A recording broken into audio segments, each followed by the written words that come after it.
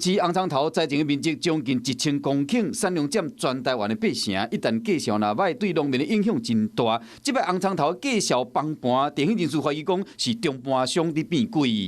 因为这个价钱现在那么低迷的话，据说是有几个厂商联合垄断整个的价钱哦。农粮署表示讲，目前已经启动头一步的采买加工运费的补贴，未来会搁找合作社做伙来采买。接下来会继续持续去做，因为原来规划是200公吨，那现在实际上已经收到260几公吨，那目标会再往上面增加。那这个部分的话，我们回去会再跟那个地方政府，就台南市政府，我们会请他们尽速来处理。因为计数歹，真的农友拢无想要采收，议长希望政府爱好好替这农友想办法。我是陈雅玲，想要跟我一起从零掌握天下事吗？赶紧按下华视新闻 YouTube 频道的订阅按钮，开启小铃铛，跟我一起探讨公共议题，给您最专业的华视新闻。